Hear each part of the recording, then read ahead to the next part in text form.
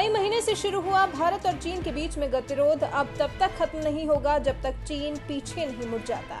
अगर चीन भारत से उम्मीद करे तो वो दिन कभी नहीं आएगा जब भारत अपने पैर पीछे खींचेगा और चीन को चढ़ाई करने का मौका देगा।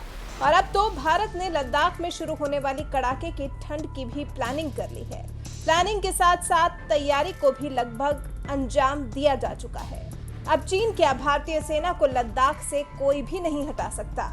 जिस दिन चीन अपने पैर पीछे कर लेगा उस दिन भारत अपने सैनिकों को वापस उनकी पोजीशन पर ला देगा। लेकिन दोगले चीन को लेकर भारत कोई भी रिस्क लेने के लिए तैयार नहीं है, इसलिए तैयारी पहले से है और पूरी है। भारतीय सेना पूरी सर्दियां एलएसी पर निकालने के लिए तैयार है। सेना ने गर्म कपड़े, राशन, टेंट और हीटर के भी इंतजाम कर लिए हैं। एक सीनियर आर्मी ऑफिसर के मुताबिक एलएसी पर गतिरोध लंबा चले ऐसा हम नहीं चाहते हैं, लेकिन अगर ऐसी स्थिति बनी तो हम उसके लिए पूरी तरह तैयार हैं। मैं आपका इस यूनिट में स्वागत करता हूं। ये यूनिट राशन के माध्यम से यहाँ पर डिप्लॉयड फौज के लिए एक बहुत जरूरी यूनिट है। जैसा आप देख सकते हैं, हम बहुत ही आला दर्जे का राशन प्रोक्योर करते हैं ताकि जो जवान मुश्किल टेरेन में हाई एल्टीट्यूड एरिया में डिप्लॉयड है उनको high nutrition ration, high calorific ration प्राप्त इशू किया जा सके। मैं आपको यह भी बताना चाहूंगा कि इस राशन का स्केल हर सिपाही के लिए बराबर है, चाहे उसने कोई भी रैंक पहना हो। साथ ही साथ आपको यह भी यकीन दिलाना चाहेंगे कि आज की तारीख में जितनी फौज लद्दाख सेक्टर में डिप्लॉयड है उसकी जरूरत का सारा साजो सामान, सारा राशन हम रिसीव कर चुके हैं और स्टॉक कर चुके हैं। आपने हमारे गोडाउन देखे हैं जो पूरी तरह भर चुके हैं। साथ ही मैं आप लोगों को यह भी बताना चाहूंगा कि हमारी आर्मी की सप्लाई चेन यहाँ की लोकल प्रोड्यूस के साथ बिल्कुल जुड़ी हुई है ताकि यहाँ के लोकल फार्मर्स की प्रोड्यूस हम खरीद सकें और यहाँ की लोकल इकोनॉमी को भी उठा सकें।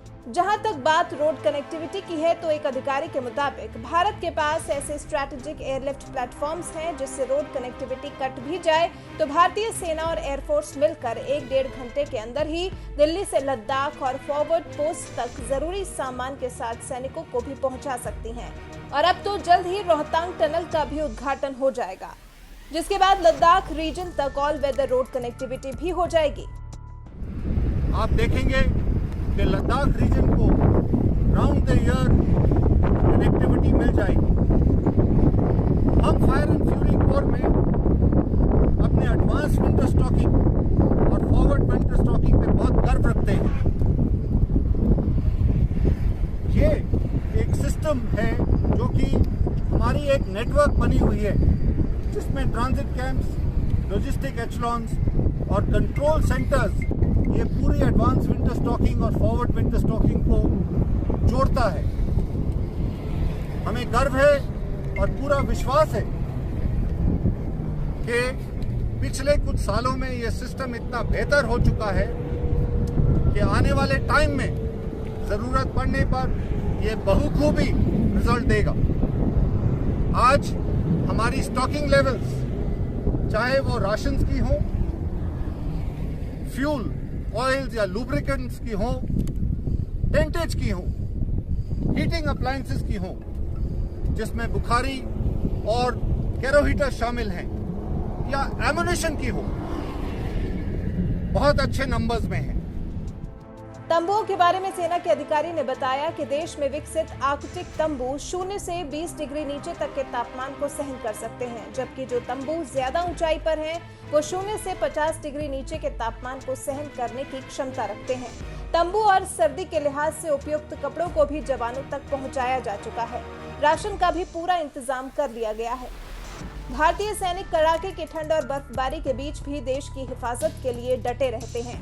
सेना के जवान सियाचिन और सिक्किम जैसी ठंडी जगहों पर रहने के बाद एलएसी पर भेजे गए हैं। जो एडिशनल ट्रूप भारत चीन की लद्दाख सीमा पर भेजी गई है वो पहले भी ठंडी जगहों पर रह चुकी है। आर्मी के इस तजुर्बे से और देशों की सेनाएं भी काफी प्रभावित हैं। जॉइंट एक्सरसाइज के दौरान अन्य देश भी भारतीय सेना के इस तजुर्बे से सीखने की कोशिश करते हैं। भारत की इस तैयारी पर आपका क्या कहना है? सेना के वीर जवानों के इस शौर्य और वीरता पर आप उनका हौसला बढ़ाने के लिए क्या कहना चाहेंगे? कमेंट कर हमें अपनी राय जरूर बताएं।